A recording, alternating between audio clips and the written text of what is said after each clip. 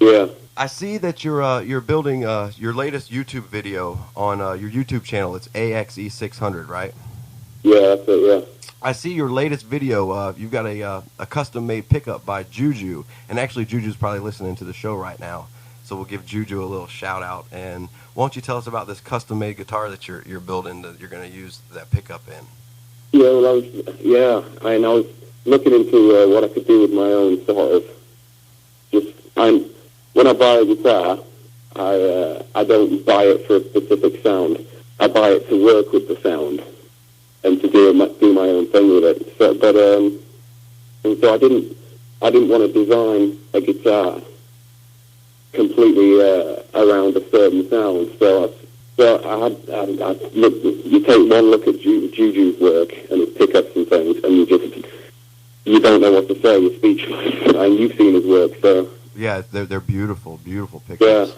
I saw one of his, I think it was one-string pickup that he did not so long ago, and I saw it and I just thought, oh my God, that's amazing. My dad's got quite a few Telecasters and Esquires lying around, and as you can see in the video, the one that I demo the pickup in is one of my dad's Telecasters, and I was looking at those, and I think they're used in Telecasters are really renowned for sort of like a country music sound. And I thought, I wonder what Juju could do for me in the way of a pickup, and so I've sort of been inspired around that. I'm building just a neck and a body. I'm not building it around any particular specs, just building it to see what I can get out of it. And I had Juju building this pickup, and as you can see in the video, it's absolutely gorgeous. And when I opened the box, I was absolutely speechless. I didn't know what to say, and I'm really looking forward to getting it on. Because, yeah, that was kind of my quest. I just wanted to build a guitar of my own. I had the shape in mind, that it's my own shape in mind that I really I just wanted to build a guitar of my own, not for a particular sound, but to work with the sound. Right. Yeah, you do build some very, very nice instruments, like the money box guitar. That's pretty unique with the you got the utensils, set in it and stuff, and it's got a beautiful sound. Yeah, it does. Yeah.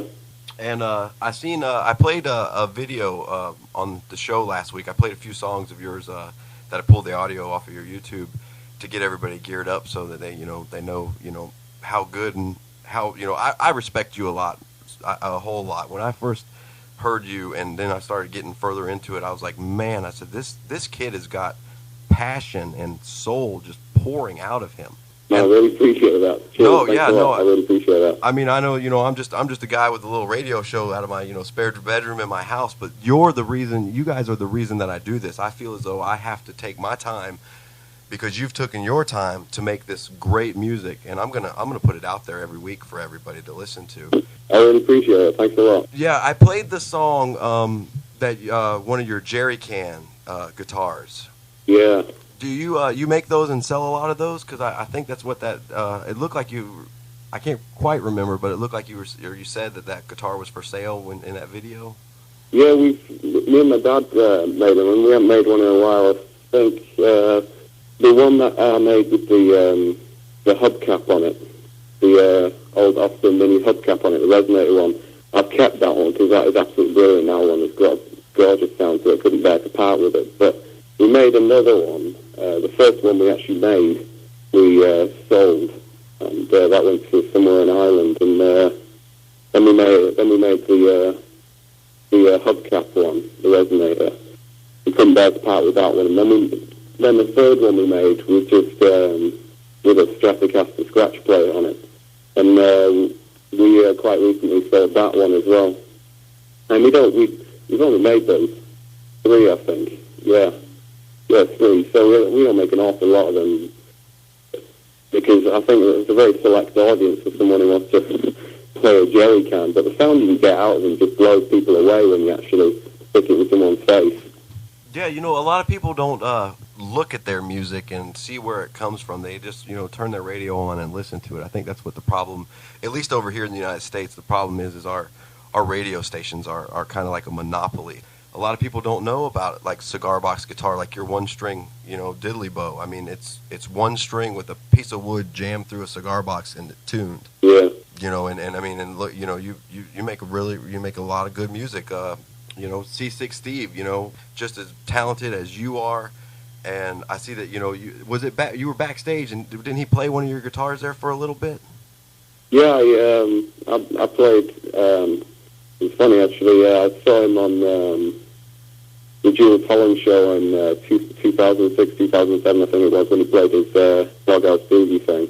And before that, I was kind of getting into blues and things. And then this guy comes on stage, playing this beaten up old 3-string semi-acoustic guitar, and I was playing like old Japanese guitars like his before then as well. And I thought, hold on, you can get up with 3-string guitars, 4-string cigarless guitars, and play music, and nobody's going to laugh at you. In fact, people will be amazed, and that's what kind of opened up, what C60 opened up for me. I mean, that was the moment I realised nobody's going to laugh at you if you do that. In fact, people are going to be even more amazed than if you were to buy a brand new American-made Fender Stratocaster or something.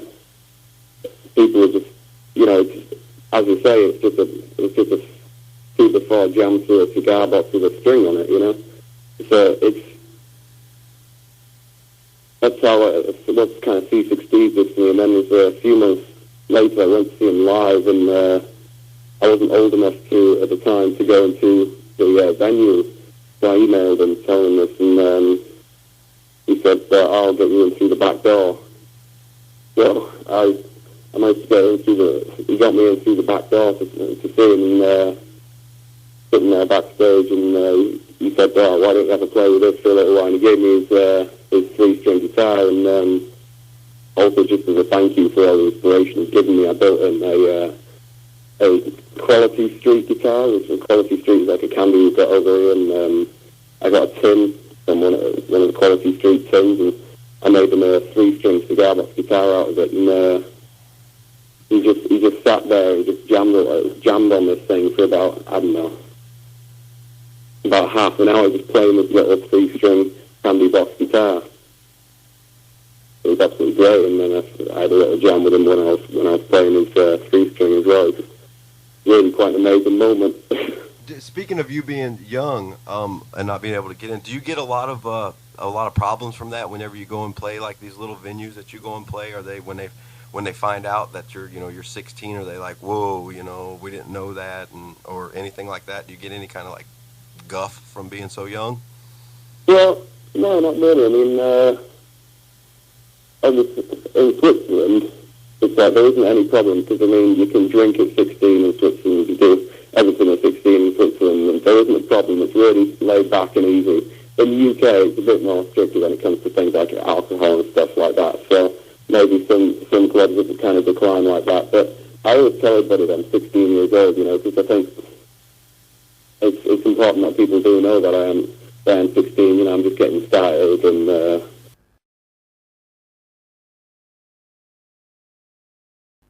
this is what I'm doing. This is what I want to do, play my music for people. So it's a hell of a start.